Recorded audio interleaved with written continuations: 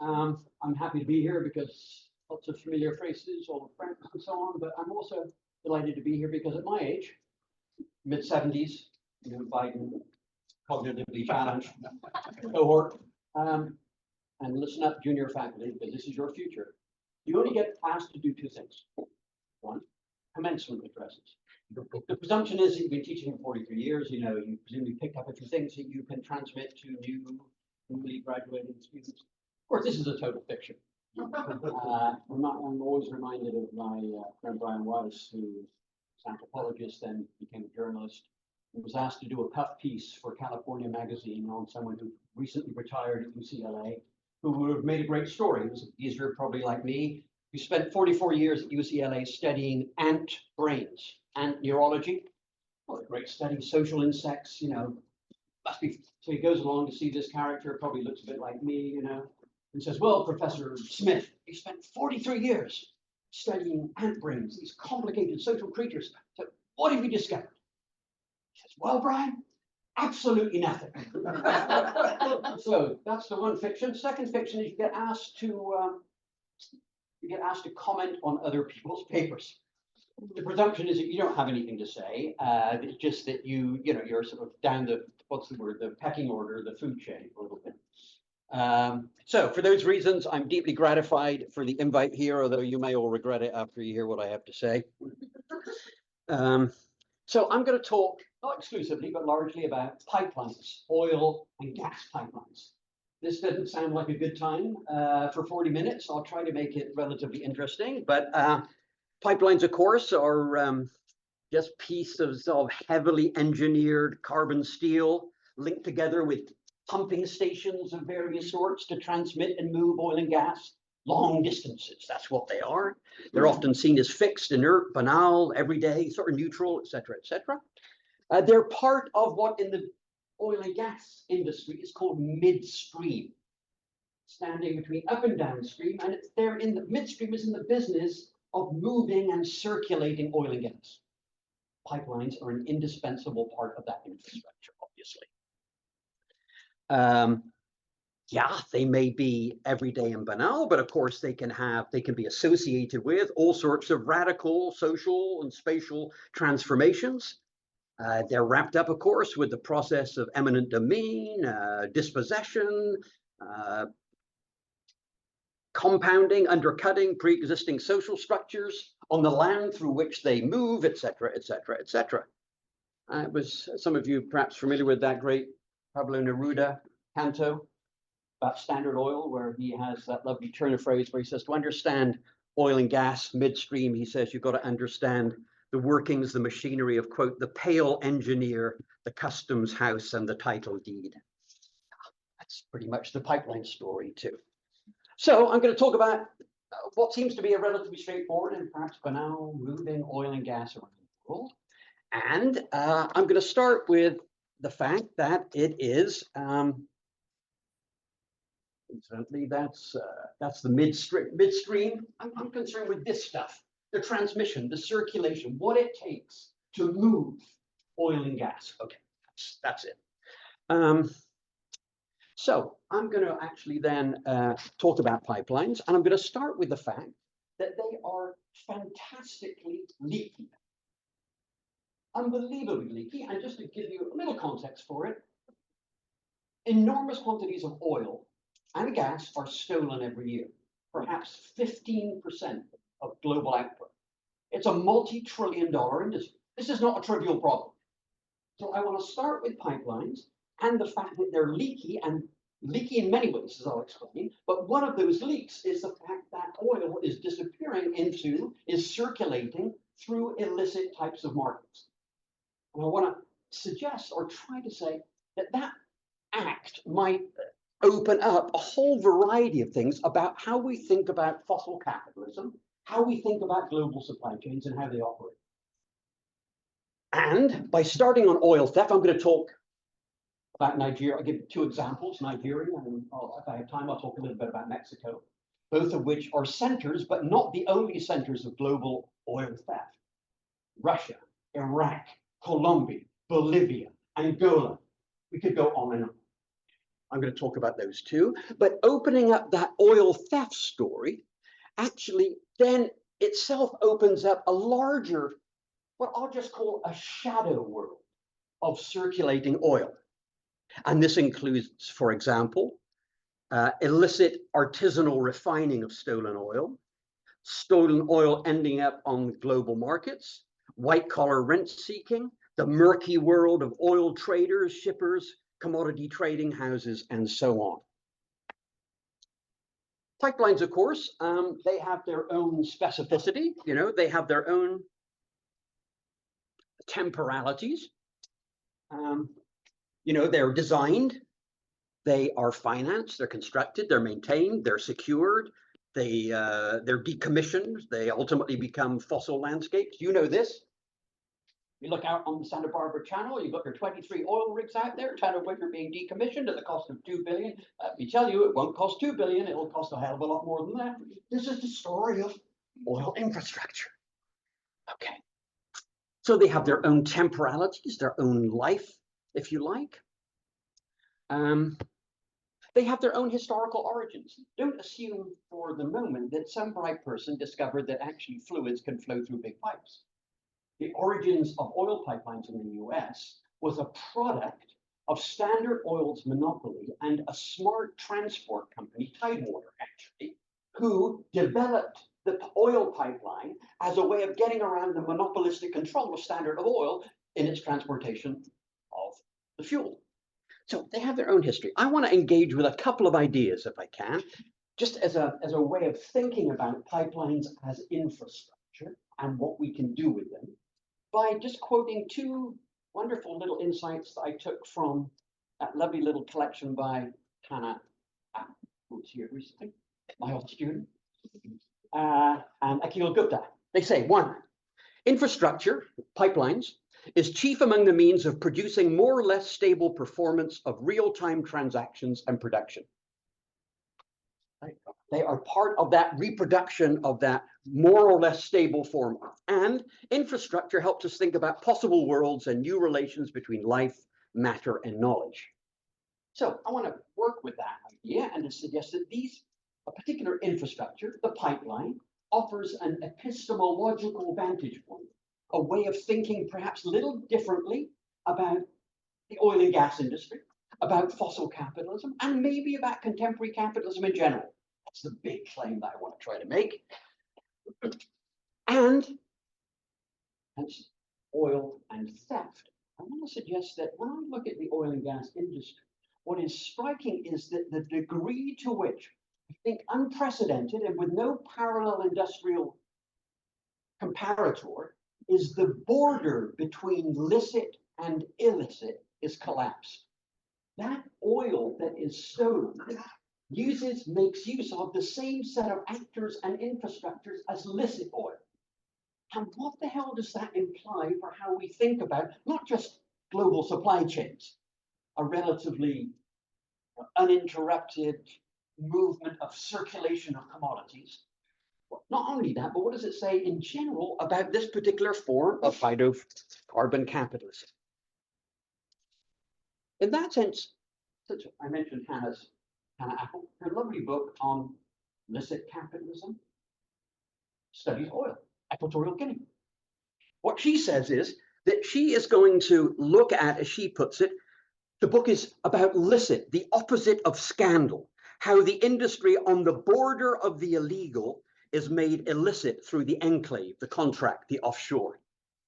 I'm coming at it, it's a brilliant book, I'm coming at it from the other angle. I want to start with the absolutely illicit, property theft of various sorts, the leakiness of the pipeline infrastructure, and what we can say then about, as it were, not just capitalism, but this borderline, this shadow world of the collapsing of the licit and the illicit. All right. I'll try to rush through this quickly because I know some of you have to bugger off at 1:30, and I could speak for the next 2 hours. I generally tend to do this, you know, Fidel Castro language. It's really ugly, man. But I'll try to rush through it, and I'll try to rush through the slides and so on. But I'd be happy to elaborate on many of these things. Okay, so Why was I thinking about this? I read both of these books back to back recently. Andreas Malm. All right, how do you film? Haven't seen it. Malm, serious question. Malm says the gravity of the climate crisis necessitates a type of militancy for him, the metaphor of and the practice of blowing up pipelines is an index of the fact that in a sense, and he's an Extinction Rebellion guy, joined in 2019, has failed to shift the dial. That's Malm's argument, in a sense. We could talk a lot about that. A little high testosterone around the place. I will have to say, it's a Fanonite type of argument. If you've read the book, you know there's that lyrical conclusion. He says, I got such a rush out of sabotaging things. Okay, we get completely bleeds out of his story all the things that Charmaine and Kai Bosworth and others have been writing about in terms of pipeline politics of indigenous community. All of that gets read out, but nonetheless, he addresses pipelines. I just want to make one point about it. Seems to me that what gets left out is that the history of oil is the history of blowing up pipelines. As my daughter puts it, he's never short for words, blowing shit up. The entire history of the industry is that. And of course, what that is saying, among other things then, is that pipelines, just to take that part of the story, are sort of multi-purpose political infrastructural objects. You can blow them up.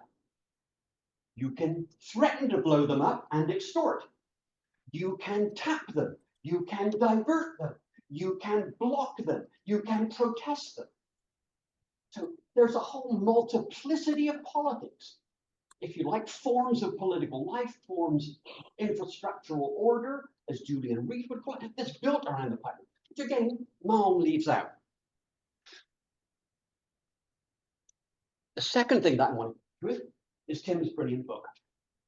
Different story. If you haven't read it, you were telling me you taught it recently. Okay, Mitchell's telling a different story. He's saying the shift from coal to oil produced a transformation in politics. That coal, through its dependence on miners and railway workers, constituted a type of machine of democracy.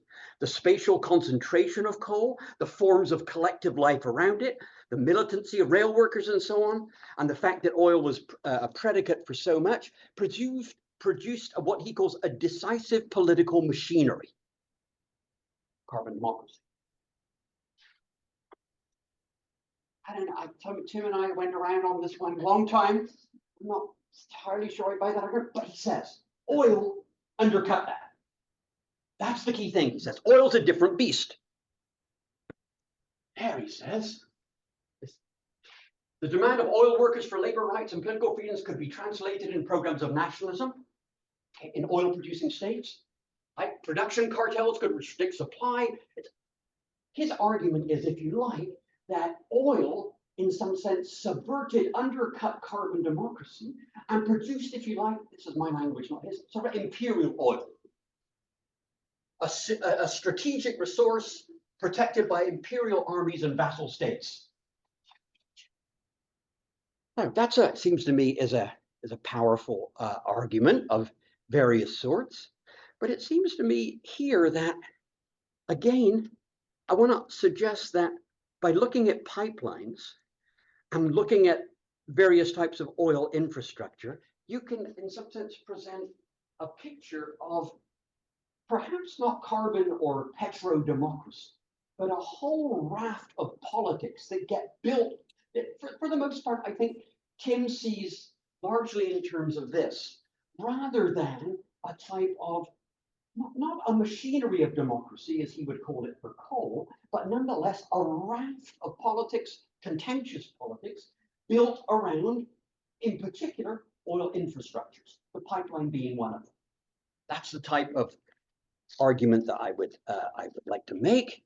And to that degree, of course, there's been a whole bunch of things recently. Pipeline politics have taken on a relatively recent valency. Charmaine has written with Kai on exactly this stuff. This is, of course, Excel. Andrew Barry's book on the Caucasus, how cracks in the pipeline get transmitted through systems of expertise and become, all of this are part of a growing visibility, if you like, of pipeline politics. I just want to push that a lot further because for me, pipeline politics opens up an even wider field of this shadow world of oil that gives us reason to maybe rethink a little bit Tim's account too. This is slightly different. Pierre Schuten's wonderful new book if you haven't read it, but it's the same thing. It's about an infrastructure, it's about roads and how they in turn can be blocked, diverted, etc. It's part of an infrastructural politics predicated on the blockage of movement, humans, minerals, oil, whatever it might be.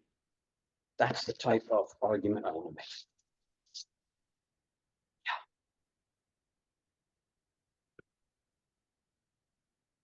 Okay. In that sense, just to conclude this opening part, of course, let me say the story. Transit pipelines that costs cross borders, sovereign territories, have always been, since the very first pipeline. Very first pipeline was Kirkuk to Haifa, 1934. Well, after the Nakba, that was actually radically changed. Mona knows the story much better than I.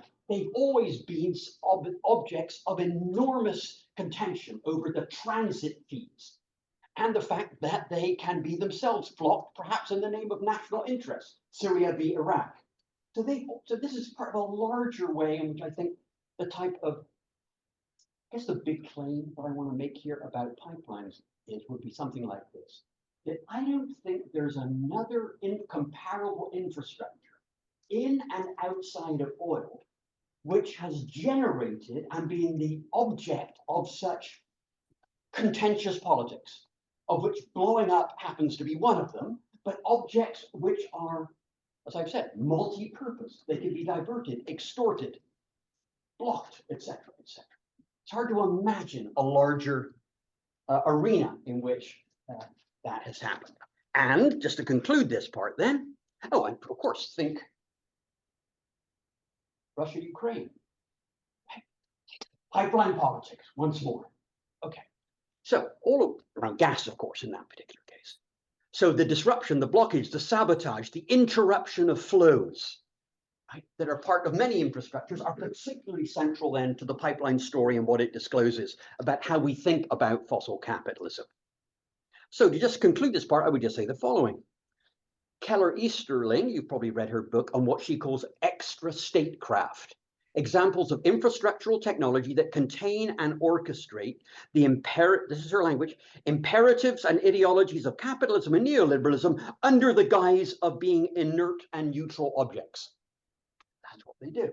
I want to say yes, but no. No, because the story that I'm going to tell is in fact not one in which there is orchestration and containment in order to circulate oil, but the reverse. The leakiness story is about it's constantly on the edge of exploding, being taken apart, diverted. And that represents, incidentally, a massive interruption to both the powers of state and capital. That type of extra craft argument, it seems to me, conveys degrees of control by oil-producing states or states in general, or the likes of Shell and BP, whereas looking at pipelines and their politics opens up not just this shadow world, but actually some real limits on powers and states. So I'm going to talk a little bit about pipelines. I'm going to talk a little bit about midstream. Then I'm going to look at oil theft.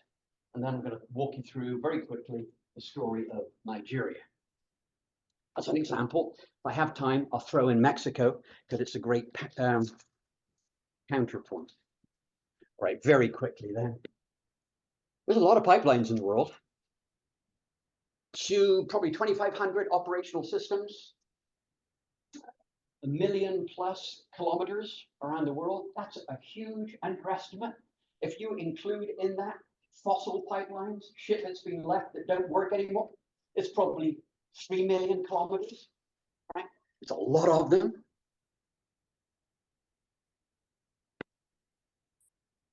You go through that, we just make the point that they're owned, they are themselves property.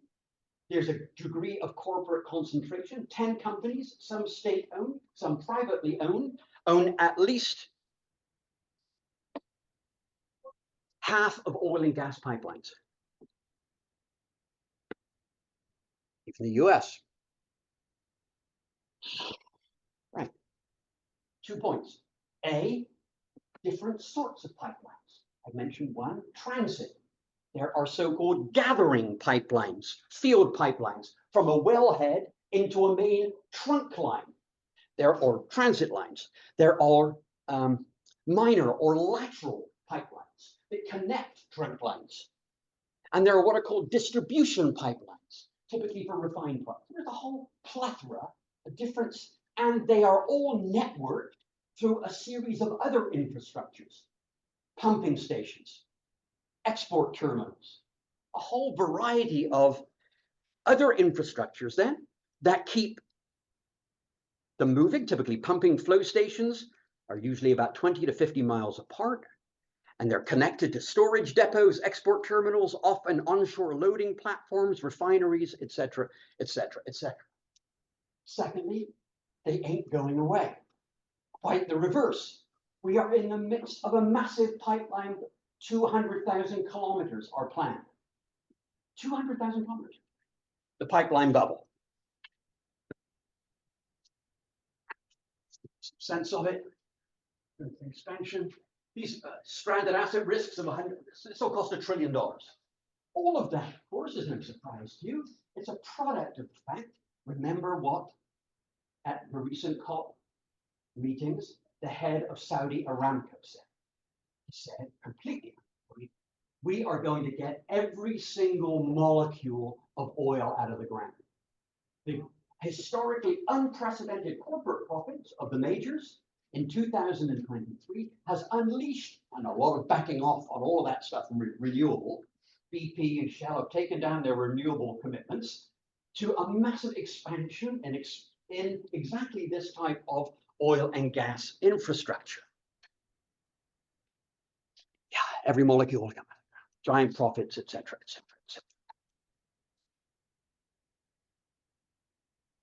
The International Energy Agency forecasts that in 2023, there were $500 billion of capital expenditures of this sort to be replicated this year, giving you a sense then of just pipelines are, alas, of course, this is all wrapped up with the discourse of natural gas as a clean fuel.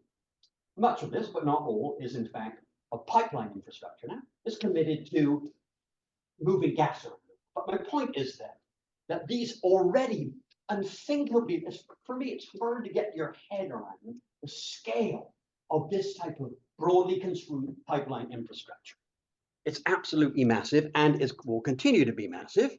And I'm going to be talking about Nigeria. This is a different case. It's been a major producer of oil, produces about 1.4 million barrels per day. It has about 85,000 kilometers of pipeline. Okay? It has its own version. And just to give you an example, I'm just showing this slide just because to say this was taken by a photographer that I work with at Kashi in Bayelsa State, major oil producing state in Nigeria. It is the size of the Bay Area. It has 2,600 oil wells, 238 oil facilities connected to those pipelines, and 5,000 kilometers of pipeline. That means close to 40% of the population in Bayelsa are in walking distance of an oil infrastructure. It's visceral, it's immediate. Some pipelines, of course, can be more or less invisible. Offshore pipelines you don't see. Onshore pipelines in a country like Nigeria, or for that matter, Mexico or Russia, are all over the place. And there's a particular immediacy and viscerality.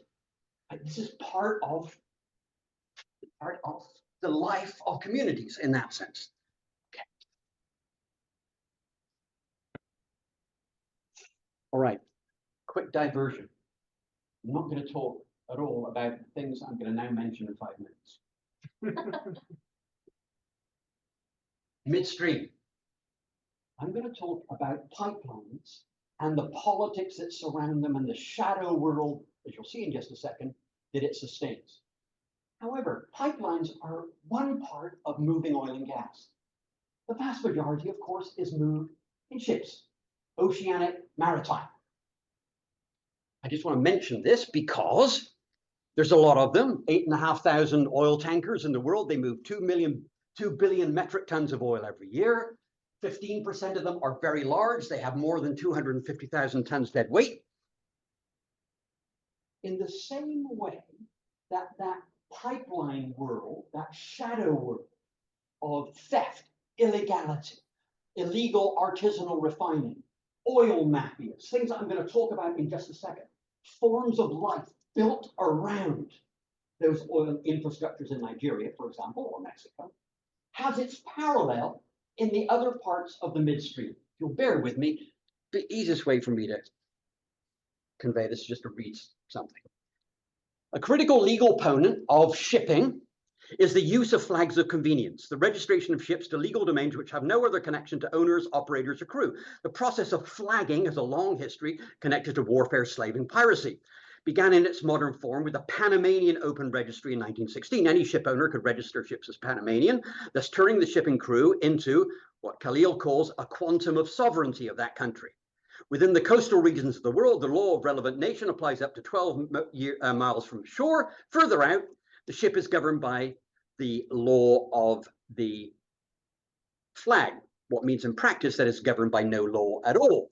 The most common registries are Panama, Marshall Islands, Liberia. None of them famous for their legal heft. The crew of the ship are never citizens of those countries, are not citizens of the same country as the ship owners, etc., etc. In other words, it's a world of radical opacity.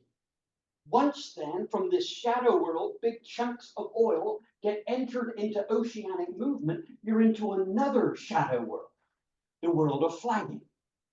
Just bear in mind this. Here's an example of an oil tanker which sank in Brittany in the early 2000s. The ship had been chartered by the French oil company Total, but nobody knew who owned it. The initial owner seemed to be Taveri Shipping of Malta, which had outsourced management to Panship Management of Ravenna, who chartered it to Selmont of Nassau, which was represented by Amar of Lugano. There were 12 layers of the shell company between the ship and its ultimate owner, and the French authorities could not penetrate them. Many of the companies were a blast plate with a Maltese or Moravian street address, but that brass plate can simply mean anything. When Erica's owner finally came forward weeks later, he claimed that he had been skiing and had not realized he had owned, in fact, this environmental catastrophe. You see where I'm going with this. There's this shadow world of ownership at the level of shipping. And I hope you all read this. If you didn't, stories in the last 2 weeks about avoiding sanctions of oil. This is a shipping story. And in both of these cases, here an incredibly sketchy oil trader from Azerbaijan working with a Russian oil trader moved an enormous quantity of them precisely through these mechanisms. And this one was, in the case of Russia, a wonderful example of another shadow world, spoofing. Spoofing simply refers to the fact that these are ships that, knowing full well they're going to be monitored, right, change their ship covering and disguise their own location. Like this says it's here, when in actual fact they're there. Okay, those are 2 little examples of moving oil, midstream story that's wrapped up with a massive shadow world associated with the shipping industry. Okay, I could talk about it, don't have time. Some of you know more about it than me, but happy to talk about it. And last but not least, there are the global commodity trading houses that specialize in oil. Think merchant capital. They buy and sell. They buy typically from national oil companies, and they sell and store their asset-light They're not involved in production in any way. Perhaps you've heard of them, the Koch brothers. Oh, surprise, surprise. Glencore, Trafigura, they move 20 million barrels a day. Their revenues last year were just over 2 trillion. The vast majority of them are private, based in Switzerland, about which we know absolutely nothing. It's astonishing, except that they show up in legal suits, largely because of the heroic work of a group called Public Eye in Zurich, who are looking at the shady deals that I just wrote a big report, happy to share it with you, for OECD about exactly these big commodity trading. I'm not going to talk about all of that, so I'm just making the argument that I'm going to dig deep into pipelines, but the pipelines are inseparable infrastructurally from the other phase of oceanic movement, which is equally a shadow world of the elasticity of the law, of the lack of transparency, etc., and of illicit activity. All of that 15% of global production is being moved in ships at some point. It was estimated before fracking in the US, in the early 2000s, 20% of all oil imports into the United States were illegal oil. Okay. Close to 20% of all imported oil was stolen. Can I just add parenthetically a point here? Some of you will know that oil has a DNA. In principle, you can determine exactly what wellhead a chunk of oil came from. That's called the metering system. Many, many oil-producing states don't have a metering system, Nigeria, or are so flaky and sketchy, and or the oil itself, it's called co-loading, is mixed with other cargoes to mix it in such a way that you can't trace it. So the existence of the possibility of traceability, in fact, in this maritime ocean is deeply compromised. Okay. All right, got through that. Yes. Okay, let me turn then to theft. Oh yeah, this is just from the report that we wrote. This it's arbitrage, right? This is arbitrage. And what commodity trading houses do through arbitrage is that they arbitrage risk and opportunity across jurisdictions, buying typically from national oil companies and moving it, sometimes storing it and selling it elsewhere. These cross-jurisdictional operations are the defining qualities of this oil trading system. They permit market transactions to thrive across and between various regulatory niches, thereby capitalizing on the permissive regulatory policies operating at the national and global level. Virtually all of the global commodity trading houses have vast numbers of shell companies and have a disproportionately large percentage of their transactions, larger than any other sector offshore. Been working with some economists in London as part of this OECD, trying to figure out what the fuck these shell companies look like and what it's a whole other story. I'm just simply saying that I'm trying to, you see the big picture that I'm trying to paint. You put these two pieces together and you are into not just, well, there's theft, there's illegality around the world. No, we shouldn't be surprising. No. These are massive structural elements of the hydrocarbon capitalism that are organically connected, and indeed one requires the other in order for oil to circulate. Okay, got the picture, I think, there.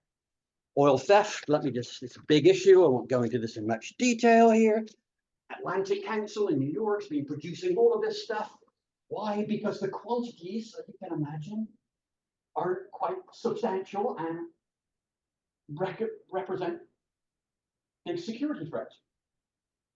I don't need to tell you that ISIS is a major actor in the oil smuggling and oil theft business. What would you say then? It's become a big issue.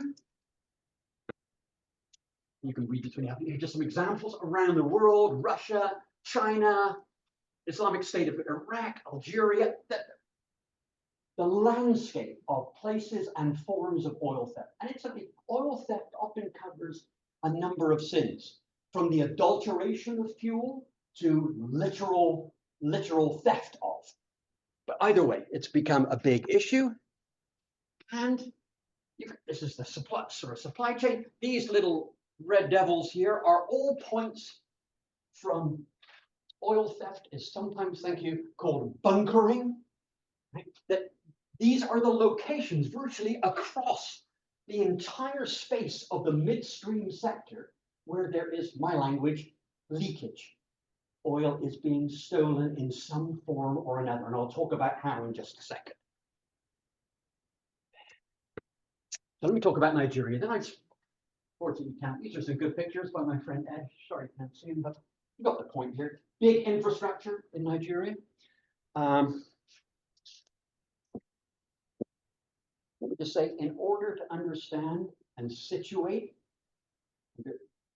pipelines, not just in Nigeria, but in any oil producing state, remember there are several things you have to understand.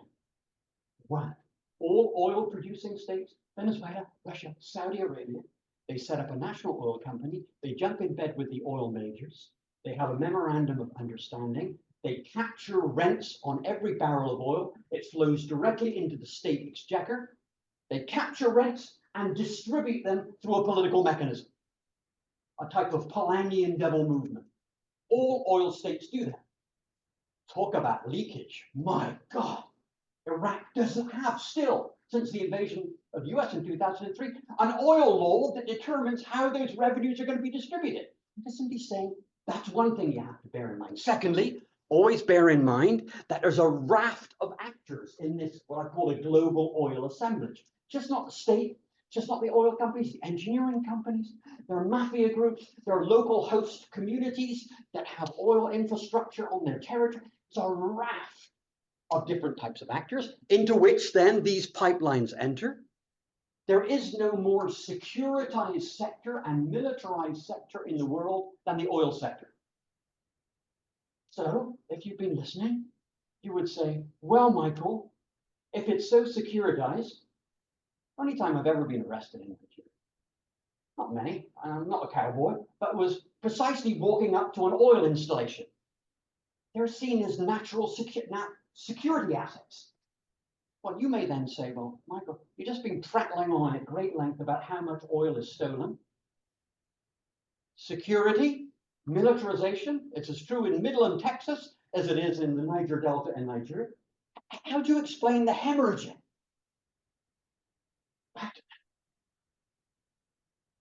And of course, it's spatial. There are some parts of any oil producing state that have more of this infrastructure than others. In the Nigeria, it's the southeast of the country, the so-called Niger Delta.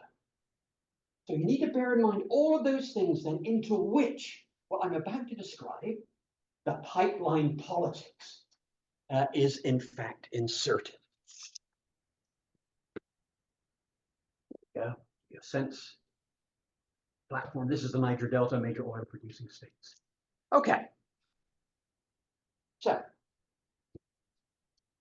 what I'm going to do, here's a picture of the landscape in Nigeria of where oil is leaking.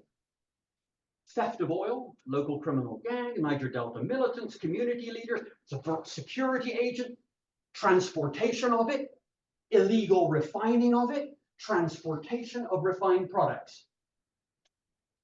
Theft, malpractice, it's a whole extortion.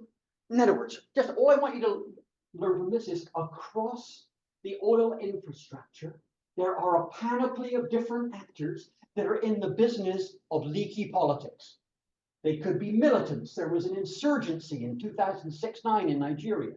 They could be oil mafia and criminal gangs. They could be white-collar oil workers. They could be people who actually administer and run export terminals. And then there are lots of local community groups that are in the business of refining and moving oil, artisanal refining. So all I want to lay out for you then is the variety of places in which what I'm calling the leakiness of the pipelines is generative of all manner of life forms. of all manner of logistical orders that get built in and around pipelines. What I'm sort of building up to is just to take this example. This to me is a different way, I think, for me, of thinking about the picture that, say, Tim Mitchell paints of the transition from coal to petro politics. It's an enormous arena of a different type of politics, not necessarily all democratic, far from it, but just to take an example, artisanal refining. This is stolen oil, stolen locally from pipelines, shipped to refining camps using indigenous technologies that are adapted from, yes, distilling palm wine, and produces local fuel in a vast popular economy. There are literally, across the Delta, thousands and thousands of these camps producing low-quality fuel and diesel in particular for local communities. And this is seen as an entirely legitimate enterprise. Because after all, the state nationalized all subsurface oil rights. Communities say, actually, and have been organizing for years around the fact that we have sovereignty over this oil. And the fact that they've received few of the benefits other than the environmental costs has legitimated a sense that this is an entirely legitimate. And indeed, precisely because not only do they produce a lot of this, 50,000 barrels a day are feeding small, isolated, poor, impoverished rural communities. So I'm trying to say that's just one part of the story, right? If we were to start over here, I would say, well, there's a bunch of white-collar crime there. There are millions of barrels of oil that are being taken from export terminals and illegally loaded, it's called topping up, onto oil tankers. And in order to do that, the only people that can do that are senior executives who run the export terminals, and collaboration between the oil companies, between the security services and the Coast Guard, because you have to move this oil offshore and then transmit it ship-to-ship transfers 50 miles offshore. So all of these then are doing different things. They are built around the leakiness of the oil. They have different class characters. They are seen as being differentially legitimate in all sorts of ways. Okay. I'm going to go through this quickly. I'm just going to go through each of these things. Right, I'll try to be done in 8 minutes. How's that? How much is it? That's a lot of oil. 430,000 barrels a day from Nigeria. I talked to an oil executive a few years ago. It was very funny. He said, Michael, I've been CEO of a number of oil companies that produce much less oil than is stolen from Nigeria. This is advancing. Numbers aren't that different in Russia, incidentally. Absolutely not that different in Mexico.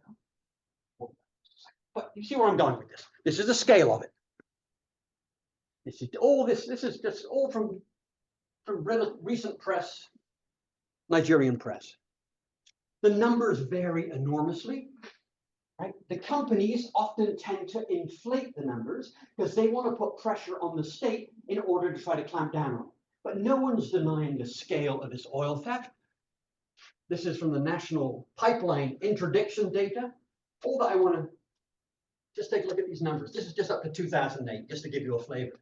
This means that there were 3,000 plus interdictions, tapping pipelines, blowing pipelines up, sabotaging every fucking year. Right? Incidentally, no different in Iraq after the US invasion in 2003. Thousands of attacks on Iraqi pipelines. So this is the picture. I haven't yet gotten to the question of what happens to that oil. Here, of course, if you're in the process of stealing, there inevitably will be disasters. And this looks at spillage density. But isn't it interesting? You see that all of these are well, those are the trunk pipelines. So a lot of it is stolen. There's a big debate over what proportion is sabotage. which the companies always claim because they want to, of course, avoid liability. But of course, some of these spills, incidentally, and some of these spills, excuse me, are a product, in fact, not of sabotage, but of operational failures. Old infrastructure leaking. And when you get a leak, local communities are all over it. The costs are extraordinary. Little hand drill, refined. I mean, lots can go wrong and do go wrong. I'm just simply saying then that these numbers get contested in all sorts of ways, but they're no. Just a little example of the nature of oil theft at work, what I'm calling the illicit life of a barrel of oil. This is a wellhead number 7 in Nembe Creek. It's built between 2006 and 2011. It's part of a 100-kilometer trunk pipeline to an export terminal. 1 year after completion, the pipeline was shut down because of to repair leaks from crude oil theft. 60,000 barrels a day. There were on average over 100 oil theft events every year on this short pipeline, and in one 3.8 kilometer stretch of that pipeline, there were 17 bunkering connections. What does that mean? It means that someone had to orchestrate the turning off at a flow station of the flow of oil, inform a group who would then literally put in a spur line. There was no pressure. This requires technical expertise. They're former oil workers. With the complicit support of the company, local police forces, you put in a spur line. Some of them might be 2, 4, 8 kilometers long.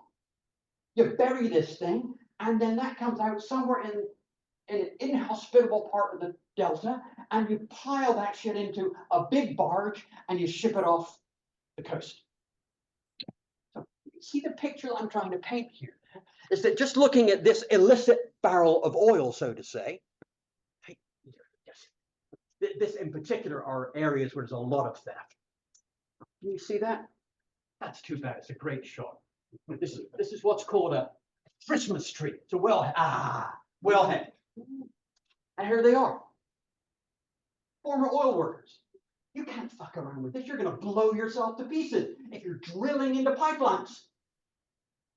So this is called hot tapping. You can cold tap. This is what the militants do, part of that insurgency, or certain criminal gangs. What's cold tapping? You blow up the pipeline. The company has to turn off the oil, and then during that period when it's being repaired, you build a spur. Okay, different, but it's all in the business of then the leakiness that I'm trying to convey. There they are, being moved around. Here are the spur lines. This is this year. 4,800 illegal connections. I mean, the word leaky doesn't even come close, no? And my point is, at this scale, there obviously has to, it's not just the scale of it. It's just not the variety of actors that are involved. It will obviously involve all sorts of complicities by security forces, local level Coast Guard, the police, the military. I could take you on a plane tomorrow to the Niger Delta, and we could go visit an illegal oil refinery. Not a problem. You've got to have some connections, you know, you need to call. But this is in the public. It's easy. Why is that the case? Because they have paid off and have the protection of all of the security forces. Is that clear? So you can see then what the conditions of possibility are in order for these types of activities to happen. Yeah, here's that. 4 kilometer under the ocean. Under the ocean, this was built. Okay, so some of this then is But who was doing this? All man of at the level of hot and cold tapping. Some were insurgents and militants who used the stolen oil to fund their insurgency against what they saw as a corrupt state. Some of them were criminal mafia type organizations, young men in particular, with no particular future, right? Who in fact saw that they could leverage, and often saw in fact that their communities, the oil host communities from which they came, where the benefits were being captured by corrupt local chiefs. Right? Bear in mind, in order to try to stage manage all of this, big oil companies are spending, Shell by the mid-2000s was spending $250,000 in what they call cash payments. This is just paying off young men who are angry and pissed off. Well, I know you're angry and pissed off. Why don't you then protect our pipeline? That works until it doesn't. Paying off chiefs in the hope that they can quell down local unrest. All of this is part then of this, the preconditions of what it takes to circulate oil. And just bear in mind, you say, where are the oil companies in this? The oil companies see this as the cost of doing business. The alternative is no oil at all. So all of which is to say, I'm trying to paint this picture, and some of these militants, incidentally, there was an amnesty in 2009. The government paid these guys a bunch of money.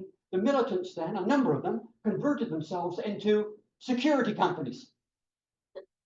This is fantastic business. Incredible Nigerian entrepreneurial creativity. That's why I've been going there for 45, 50 years now. You got the picture. All right. Sorry, artisanal. A part of this oil ends up in these artisanal.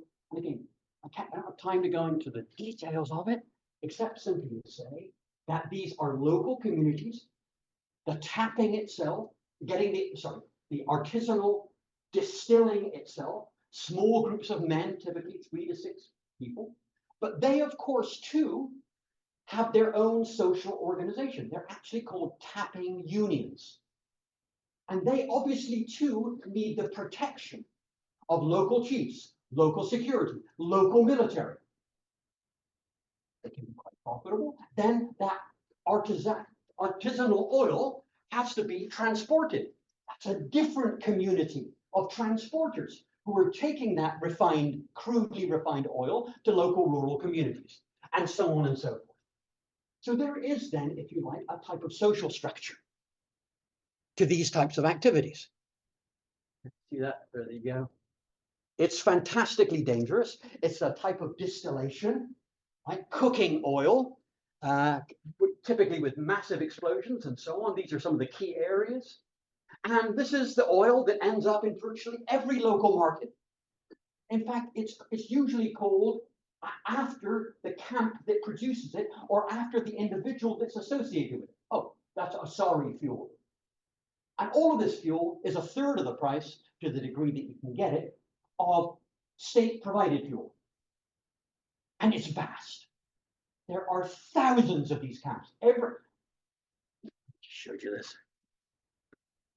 And it's smuggled across borders. Fantastic, mostly bicycles, motorcycles through the bush in plastic jerry cans to Togo and Benin. Like this is from 82 legal refineries in 1 week. The only reason why this happened is because there was a breakdown in the relationship between the military, the security forces, and the camp. Typically, they're not being paid. But 80 in a week.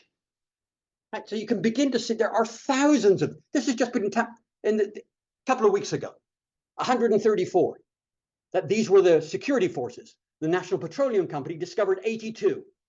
And of course, they can have, this is Edward Brzezinski's photographs, if you've seen some of this stuff. They can be enormously destructive because A, they explode on occasion, and B, when they are discovered by the military torch them. So I'm not dressing this up as popular resistance. I'm not, but I'm saying there is a type of legitimacy to this that is seen locally in terms of a type of popular economy that's provisioning. Okay. Many of these guys, the guys that I interviewed back in the 2010s, many of the young men that are involved in that artisanal work are young men without a future. Some have university education. They see themselves as being trapped. They're young men who don't necessarily see themselves as having a future of any sort. Some of them operate like mafia, right, in the business of extortion. And then there's a whole piratical level to this. Offshore, right? Different system. Oil tankers are boarded, and then they are moved offshore and ship-to-ship transfers.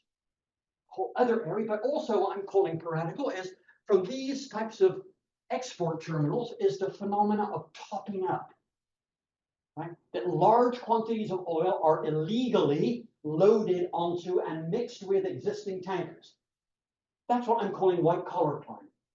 So again, I just want to reiterate the various points in this leaky system. There are different class configurations. There are different forms of popular legitimacy, in a sense, associated with them. Yeah. Illegal fuel trade, you can see here, local, international.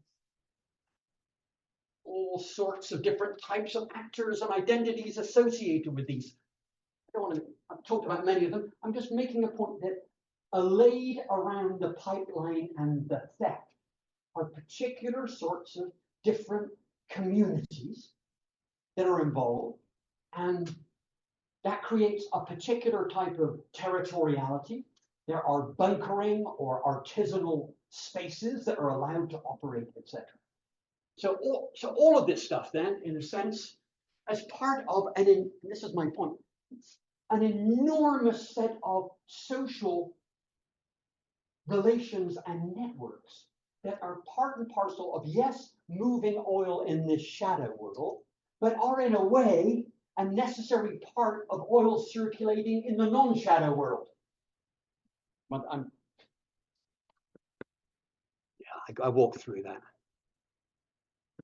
Mexico, massive oil theft, absolutely stunning. Different story. Why?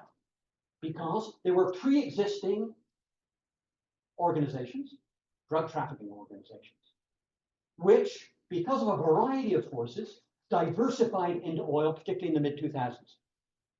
That was partly a function of the changing economics of the drug trade, partly the question of US policing at the border, a variety of forces which saw cartels move into this area. 14,000 illegal taps in Mexico in 1 year. 14,000. But this is the logic here of infrastructural politics, if you want to call it that way, is the cartelization of oil theft, almost exclusively, not crude, but refined, and all of which is dedicated to the US market. Illegal trafficking of such across the southern border. Interesting and different story, but it's, again, part and parcel of this vast shadow world. All right. Yeah. Particularly Los Cetas and the new generation Jalisco, they account for most of that stuff. All right, so hopefully you've given a sense then the scale of this, what it says about a type of blurring of the licit and the illicit. How, in fact, contra to Mitchell, this would point to a type of political machinery that may not look like the carbon democracy he thinks was associated with dependency on coal, but it's an enormous realm of political activity built in and around oil infrastructures. And it seems to me that poses a bunch of questions for me, because about two things. The nature of the state under which this can happen. You can call it limited statehood. You can call it a criminal order on the one hand. And what does it imply for capital? I just read Brett Christopher's book on rentier capitalism. Talks about rentier capitalism associated with natural resources. This is the way he describes it. It's not even close to what I've just described. There are rents being extracted at every single point along the supply chain. And much of those rents, incidentally, are extracted, not willingly, from oil capital. So when I come back then to conclude about extraterritorial statecraft, right? Where it's, well, this is in the business, they're in the business of containing and orchestrating the capital. Yes and no. This is not contained. This is not orchestrated. It's at the expense of that formal system. So we have the informalization of the formal and the formalization of the informal at work in both of these systems that cross this shadow. It's already gone for so long, guys, but I hope that's giving you a flavor. Go for it. Thank you so much for this talk. Super, super exciting. So my name's Malm. I'm a PhD student in global studies. And I just read Ritual Geology by Robin Downey-Milne, which is about also this like illicit relationship in with the gold mining in Sahara West Africa. And I think I was curious to ask around the epistemologies of infrastructure as you kind of set it up and what it has given you, but also around if there is this kind of how Robin Downey-Milne says it is like there's epistemologies of indigenous knowledge that then feed into the kind of illicit creation of the gold mining industry that is actually really fundamental. And I was curious to ask about that, of like, what are the knowledge systems on the ground? I think you briefly mentioned it with the Palm Wine distilling, but that actually feed into the larger liquid lines. Thank you. Lovely question. Well, just on the epistemology, what I was trying to get at there was that this is no great insight. People much smarter than I said it's better. But the material quality of a high carbon steel pipeline that is seemingly fixed and inert is capable of generating what Foucault would call forms of social life. Jan de Broek, if you've read his work, calls it forms of public that are shaped around it. So that is as true for those tapping unions. I'll come back to the scale in just a second. It's as true for those tapping unions who are organized, they're linked among themselves, they have their own connections, which are absolutely indispensable to their operation. And indeed, as I've said, are clouded in a type of ideology of popular legitimacy. They provide fuel in a way that private and other state sectors do not, cheaply. There's that side of things, but it's also as true for what I'm calling the white collar stuff. In order to pull off unloading 100,000 barrels of oil from an export terminal, dumping it into a barge, shipping it 50 kilometers offshore, and then transferring it to a 250,000 ton oil tanker. I don't need to tell you what that would require. Lots of people, we can call it complicity, you can call it forms of rent seeking, but that has its form of social life in which the military, high-ranking politicians, and oil traders, commercial oil traders, are absolutely central. Though, in a way, I know much less about that, and I've tried. It's hard to get information on that side of things than I do about the tappers unions, where you and I can go tomorrow and talk to them, and they'll talk to you about profit margins. Profit margins and the scale of this have exploded over the last 4 years because of liberalization in the Nigerian economy produced the erasure of oil subsidies, therefore making oil a lot more expensive. And in turn, then, that has created an even greater demand for the cheap oil provided by tapper unions. So that's all I'm trying to say. That's the epistemological side of things, right? And it just doesn't take oil in terms of barrels and how much of the shit you're moving around. It's doing something else. It's posing a set of questions about what it takes to circulate commodities in a way that intersects or indigitates the licit and the illicit, in a way that sometimes those borderlands, they're totally porous. Indigenous knowledge, yeah. Who knew? Palm wine distillation.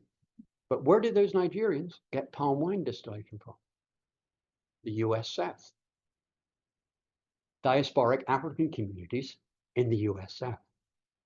That gets transported across the Atlantic, and then, because it's not an entirely indigenous story, of course, because Yes, it was adapted from palm wine and distillation alcohol. Local gin is a very popular drink, absolutely terrifying in my view. I can't drink it. But attached to that was, of course, a set of other knowledges that were not indigenous in a sense, but came from often low-level oil workers. Because that technology was refined, because the original technologies produced very low quality diesel and kerosene that local consumers didn't like. So in actual fact, that story of the distillation, the cooking of oil, right, was an interesting combination of both of those sorts of things. I suppose you'd also include in indigenous or local knowledge the types of social, I guess this is a bit like Anna Singh's point about certain points of the supply chain are generative of what she calls cultural production. Some of these, just take the Tappers Union, use as their vehicle for recruiting people local cultural organizations. And in this part of Africa, it's not particularly unusual, age grades. It's a generational society in which you're born into an age grade. And that has all sorts of rituals and forms of social organization as you move from being young to a youth to adult life. Those get repurposed as the basis for a type of, because if you're going to be in the business of illegal tapping, you want to have some trust that the guy who's running the show, the senior tapper, has the connections he says he has, and there's a degree of trust among the public, as Jan de Broek calls it. So here's a case then where knowledge practice, maybe more than knowledge, gets repurposed as the basis for this form of logistical life around the tap and the pipeline. It's as best as I can do, actually, but it gives you a flavor for it, I hope.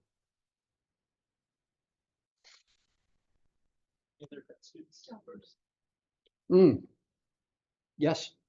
I just have a question. I don't expect an answer. I'm glad to hear that, because you look as though you're going to ask me a hard question. So I'm glad you had that qualifier there. Fascinating presentation. I really enjoyed it. And you talk about, obviously, this is a very profitable shadow economy that's like global on scale. Is there an attempt in some ways to quantify aspects of its cost, of what the cost that it imposes upon others? That's a great, because it exists. That's right. That's a great question. I'd mentioned that the Atlantic Council, that I showed you the covers of those two reports, they attempt to do that. And they look at things like deferred production. Well, if there's 470,000 barrels a day that are stolen from Nigeria currently, you could then say that that's lost revenue to someone. It could be to the company, it could be to the state, it could be, so you can quantify that, and you could say, well, it's not a lost revenue in the absolute sense, because ultimately that's going in someone's pocket. But so you can do that. That's what the Atlantic Council did. I've showed you those horrifying pictures of the artisanal camps. Right? And of course, the environmental footprint of those things, I just said that there were probably now across the Delta 3,000-4,000 of these camps, maybe more. We don't know. I mean, you can look at aerial photographs and you can see them pretty easily. But if that's the case, the footprint, not because they've exploded or because the military has torched them, that's devastating, but because just the imprint of shipping oil in these unregulated is phenomenal.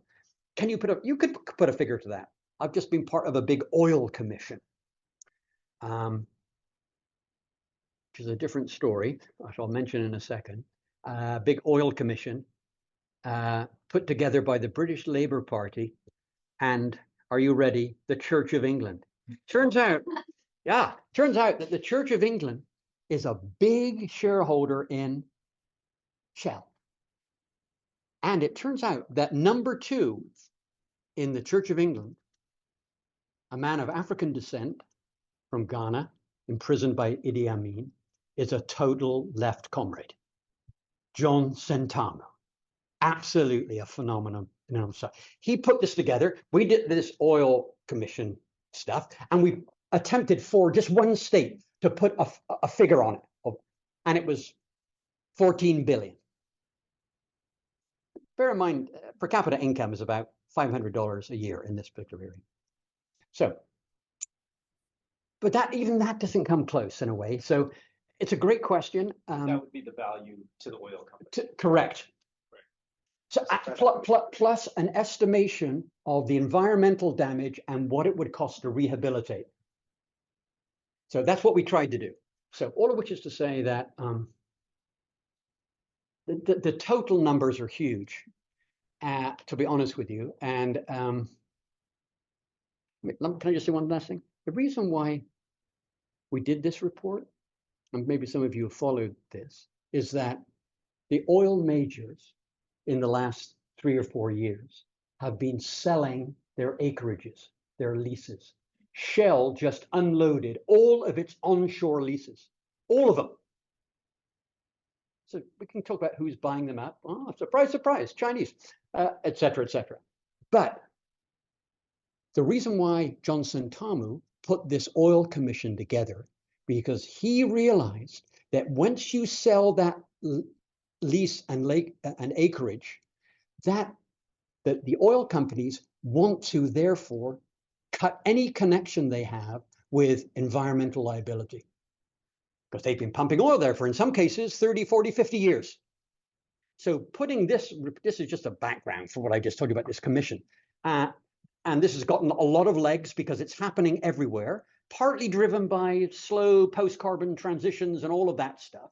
But more than anything, as an attempt to highlight this problem of disinvestment by the oil companies, who of course dress this up as our commitment to reduced carbon. That's phenomenal. But and there's a big firm in London, Lide, that are proceeding on a whole series of fronts contesting these sales, not only in Nigeria, in Angola, and other parts of the world, where this question of liability is central. It's a different story than the cost at one level, but it is a cost, of course. But yeah, the numbers are huge, staggering. And again, that's why I say that what ultimately interested me as an old lefty is in a way, not just the scale of it, as vast as that is, and its terrible environmental footprint, which is huge, but the degree to which this sector has always operated, understanding that Nigeria isn't Angola, isn't Russia, it has its own specificities, but we could reproduce a version of my story in all of those places. And what does that say about this sector and how it's operated historically? That I think, and this language is not good enough, but that's why I'm using this language of shadow world and the sort of the complexities of the porosity of this illicit licit, of how visible and invisible supply chains operate. You see what I'm saying? I don't know what that language is, but that to me, what's that saying about state and capital and all of those questions? That I frankly, Tim's brilliant, I didn't see in his account, or many other accounts actually, for that matter, of sort of carbon democracy or carbon illiberality, if you like. Actually, there's one more. Oh, sorry. Question Beg your pardon? from a grad student. Please, sorry. Go ahead. Absolutely. Great. I'll read it. It's a bit long, but it's an interesting Alright. question from a PhD student in English. Great. Okay, they say, I was interested in the place of poetry in your talk, the Neruda poem, the elegism, I don't know how to pronounce that word, of Malm's how-to guide, and more abstractly, the attempt to quote-unquote blow up a putatively uniform singular figure into heterogeneous, semi-autonomous, and overlapping simultaneous temporal scales and material practices that your talk shares with common definitions of what lyric form does. It brought to mind an O'Hara verse for Kenneth Koch about contesting homogeneity, and then there's a quote, "Que viva Mexico, may I tell you how much I love your poems. It's as if a great pipeline had been illicitly tapped, along which all personal characteristics are making a hasty departure." End quote. And then the question continues. As someone studying in an English PhD program who often wonders about a disciplinary change, I'm always curious to learn about the ways scholars of political economy and ecology think about the relationship between their discipline and aesthetics. For your work in this project, I was wondering if this figure of lyric was just sort of incidental to your thinking, or if you're thinking about the poetic form more intentionally or consciously. And who asked the question? Rumor Dowling. Rumor is, Rumor. is their name? Yes. Rumor, thank you. But what a great question. And it's so far above my pay grade. But let me, academics, are resistant to say nothing. I quoted at the beginning Neruda, right? His great canto on Standard Oil. And if you read that poem, the majesty of it is precisely that he does better than I could do in my ramblings, is to precisely cut across, right? What they're calling the aesthetics of, but in a way the type of hard edges of the pipes with property and property rights, forms of expertise, all of these things, and the type of consciousness, that a consciousness of Standard Oil's hegemony, all of that is embedded in that poem. So, one. Two, there have been some wonderful work by scholars in literature on oil. To say nothing, of course, of the great literature on oil. Nigeria has a long tradition of both popular vernacular prose and world-class Wole Soyinka Nobel Prize winning. And there's a body of work of a literary sort and of a poetic sort. But a professor of English at the University of Oregon, who I'm sorry to say, his name has just spaced, has looked at exactly this type of literary and aesthetic assessment of oil. And of course, there's been lots of work done. I've written on this. There is no world-class photographer. There is no world-class photographer that has not taken on the oil industry. Give me a name, Sebastião Salgado, and on and on. That could be done in various ways. But that political aesthetics has been central to that image world. So that's another. To say nothing, there's Mona isn't here, but Mona can tell you about the world of, Werner Herzog's great film on Kuwait. I mean, it's redolent with all of, in all manner of the arts, it seems to me. And so, if you send Rumor my email, I will put her in contact with the person who I'm embarrassed to say has written this wonderful book from a literary and aesthetic vantage point on, I would say the way to describe it is oil in the popular consciousness in the US. So it's part of a real richness. Jan. Michael, two quick questions. Is the difference between stability and crisis actually provisional? Because backstage is actually in a permanent quasi-crisis. Second one, are we all part of an institutionalized collective schizophrenia in which media, politics, states, courts take part in a pretend operation that is both phony and necessary, or even essential? Yeah. And that this entire comedy is in, so that our social science is a little bit simple. It hasn't quite reached that level of what you described in great detail, but we should aspire to find that. Well, thank you. They were great questions, aren't they? The first thing, I guess, what drove me in thinking through this is how could this beast, this oil industry, you talk to any oil man, woman, they'll tell you, Michael, oil and gas is more complicated than putting a man on the moon. I've heard this so many fucking times. In other words, it's invoking a technological capability expertise that is comparable to. My question was, seeing through that for a moment, how can this system, which is shot through with forms of violence, illegality, coexisting with in other words, stability and disorder, how can we understand the coexistence of that, where the coexistence can be framed as licit, illicit, visible, but we could do it in a variety of ways. And how does it retain a type of, how does it self-reproduce? That's why I had Hannah and Akil's infrastructure is chief among the means of producing more or less stable performance of real-time transactions in production. I understand exactly what they mean by that, but I don't think they had in mind what I've just described.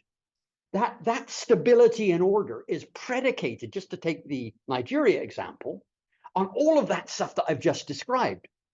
It's infrastructural, it's in an illicit world, and yet it's central to the operation of, and in some sense, inseparable from.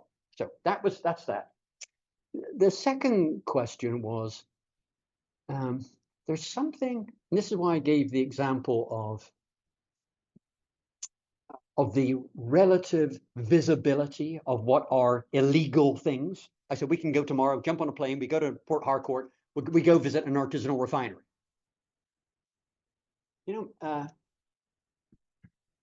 Mick Taussig wrote that great essay about public secrets.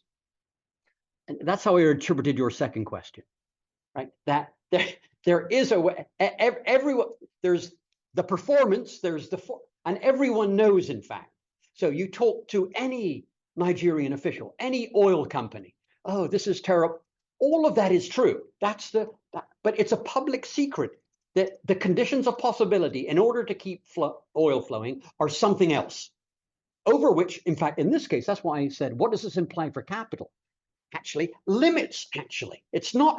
This is not imperial oil in any way that I understand it. Even though they may be making enormous profits at it, it comes at a certain cost. So where I'm going with that is, for me, I'm always struck by this. And maybe the language of shadow world is useful here. It's that type of public secret that everyone really knows what's going on, but the public faces. Yeah. Sorry, I have to run. Go.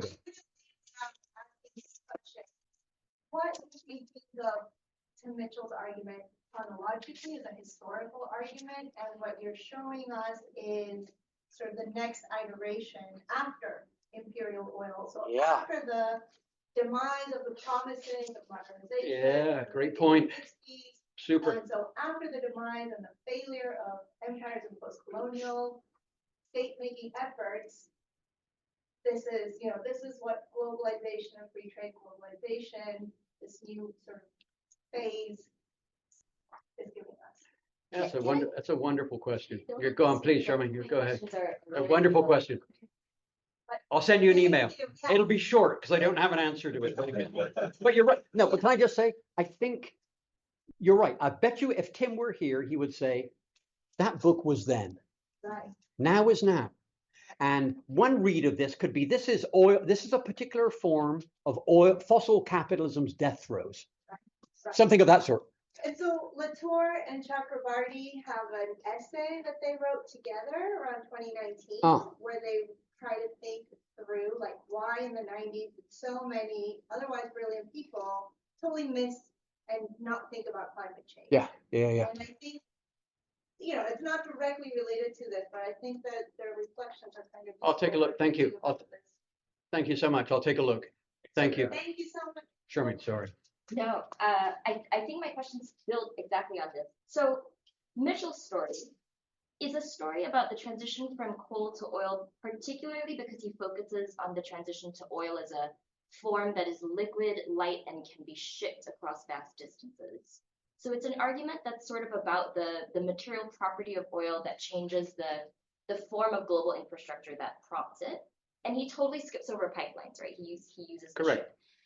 But there's to maybe sort of like to build on that in terms of what you're teaching us, I guess I'm wondering if you can say if there's a different logic of oceanic oil and landed oil in the ways in which the pipeline lend themselves to particular forms of extraction that requires a certain relationship to primitive accumulation and dispossession that shapes the local forms of cultural production that change, nodes of indigenous knowledge. So there's a piece of the story that you're telling that is about that landedness.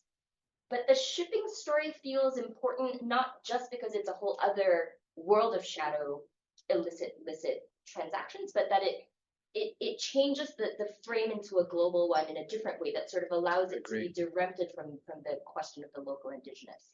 So that's one question. The second is, I think, builds on Javier's, which is how much of this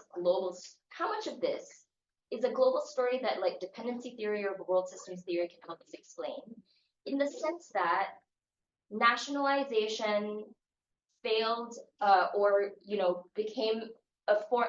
Oil companies built counterinsurgent responses to nationalization, or nationalization failed to properly redistribute the rents captured from oil into the public, necessitating the forms of tappers unions that kind of create Nigerian entrepreneurship that appears as crime, but is actually produced because of the crime of capitalism itself as a kind of non-redistributive form. And is that too reductive of a way of seeing the licit collapse? Because I think one of the issues that I sometimes feel like I'm grappling with is that the assumption that there is the assumption that there is an illicit world often makes it seem as if capitalism, if licit, is otherwise functioning normally. And I think part of the story you're telling is that capitalism was never sort of one or the other, right? Of course. Yeah, thank you. Wonderful questions. First question.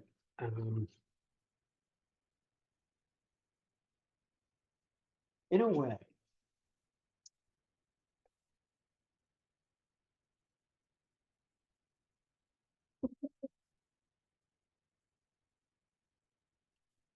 there's the onshore story that I told, and I use language like popular economy, the Tappers Union. Right? That has a particular class quality to it, right? And it is very much wrapped up with, go to your second question, because I do think this is key. I think that, again, I don't think even 10 makes as much of this issue. One of the real peculiarities of oil and gas is that as we speak, the power resides with nationalized state capital. It ain't Chevron. We may hate these guys. I understand, right? It has never been neoliberal anything.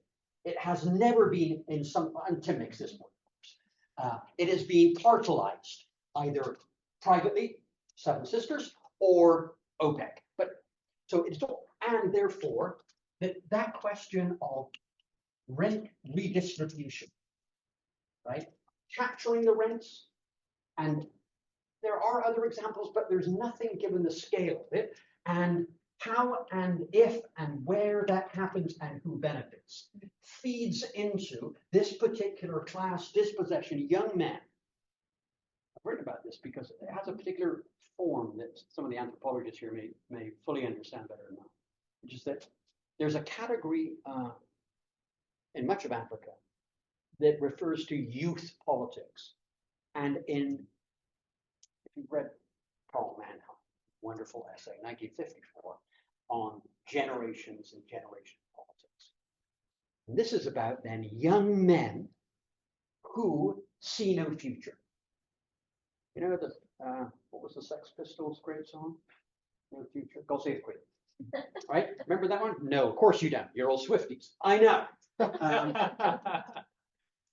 It's a youth as a truncated. There is no obvious trajectory for the fulfillment of normatively local cultural norms for young men. Marriage, setting up a household. That's why I showed a slide which I took from Joe Trapedo. A class of masterless men, evacuated often from family structures, from local social structure. They're unanchored. And this is what I started working on 20 years ago, talking to these young men. It scared the shit out of me, man. There was no future. So, but all of this is wrapped up with this.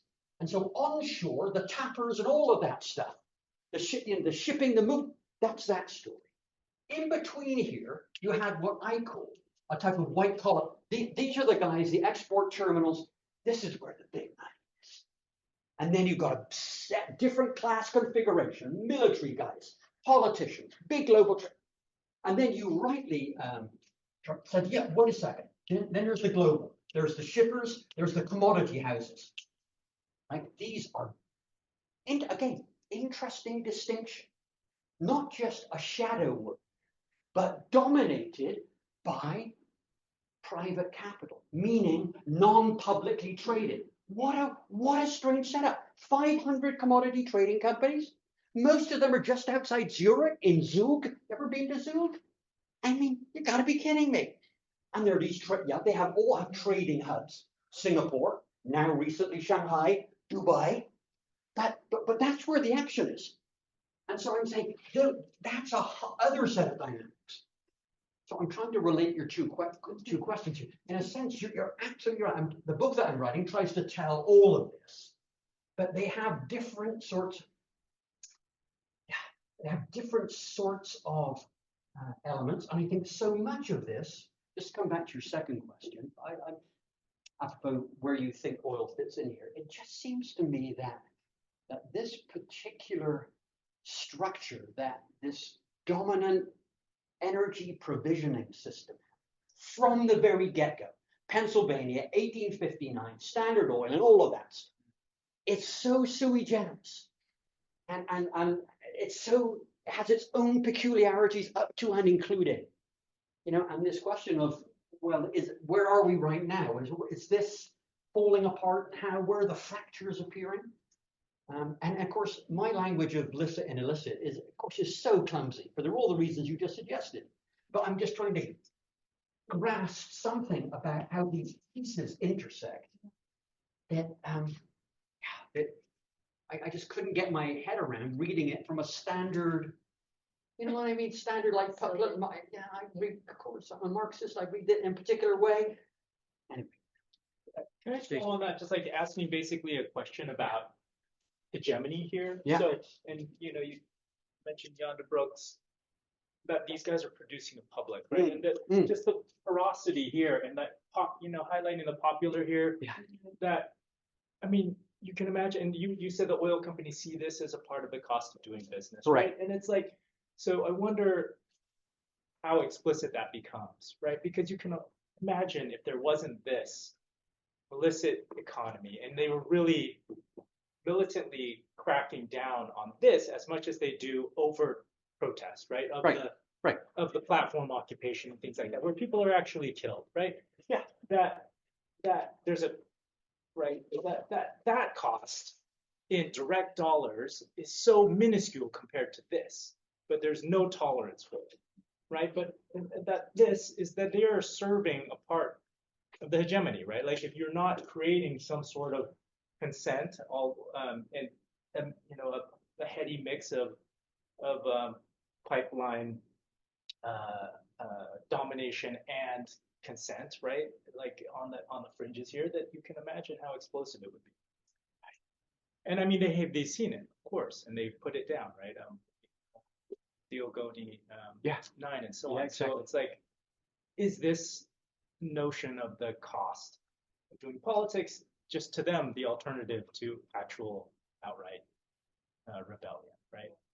So, sorry, the them in this case is the oil companies, how they see this, the artisanal got it. economy and the leakiness and all that. Right? Got it. Well, This is a part of it. yeah, no. Right? The companies are very clear about this. They say, look, and there are two things. There's something called the social license to operate. Right. In Gramscian terms, that's legitimacy. What do we need to do to make sure these guys are not blowing up the pipelines? What are we having to do to set? Look, this ain't rocket science. If there's a 3.7 kilometer piece of the trunk line that has 17 taps on it and is being attacked 120 times in a year, drones maybe? What do you think? What do you think you want to police? Of course, if that's not happening. So that is set. So what that argument then is about, seems to be, is saying that's the social license to operate. The other side of it is the costs of doing business, right? And which is another way of but they both talk about those two principles, the operating environment.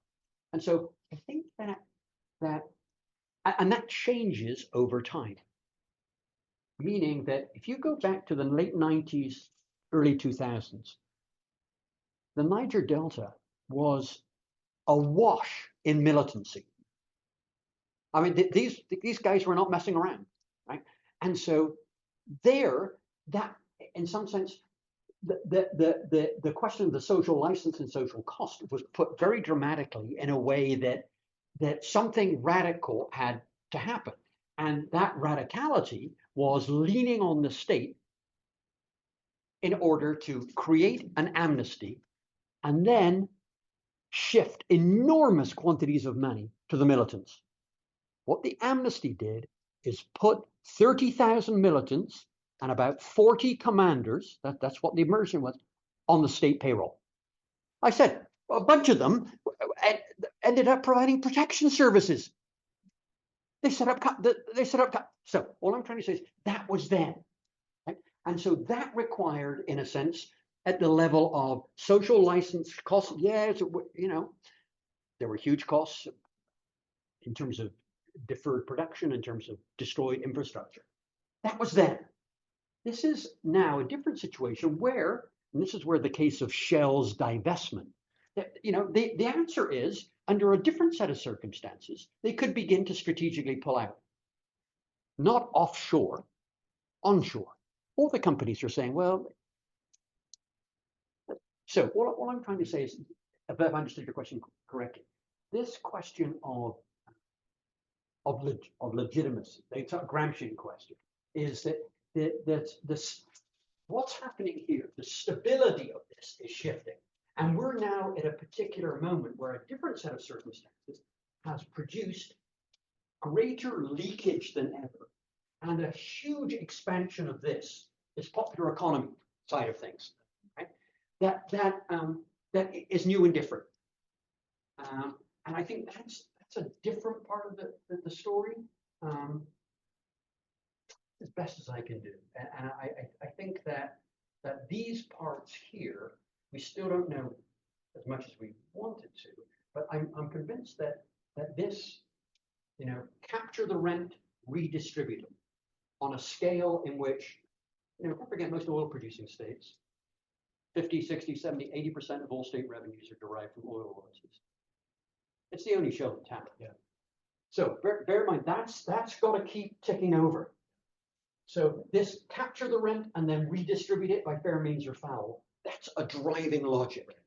But what that looks like down here can take on and we've, in a sense, we have shifted from a period of intense militancy and insurgency to something else. And the state picked up a bunch of those costs. And I think big oil is picking up a bunch of those costs.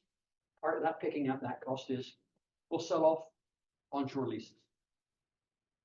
Which I don't think I've fully answered your question, actually, but anyway, that's as best as I can describe that. Thanks so much, Michael. But maybe just by saying, maybe the key thing here is to try to get to the differentia specifica of big oil. Yeah, yeah. That's what's underlying this.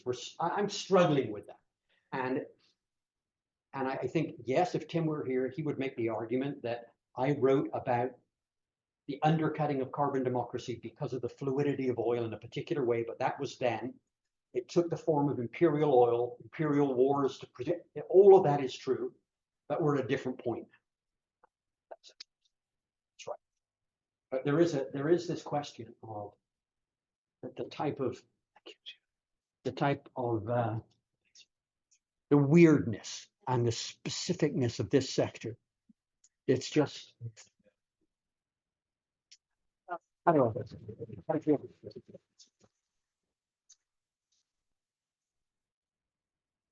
What's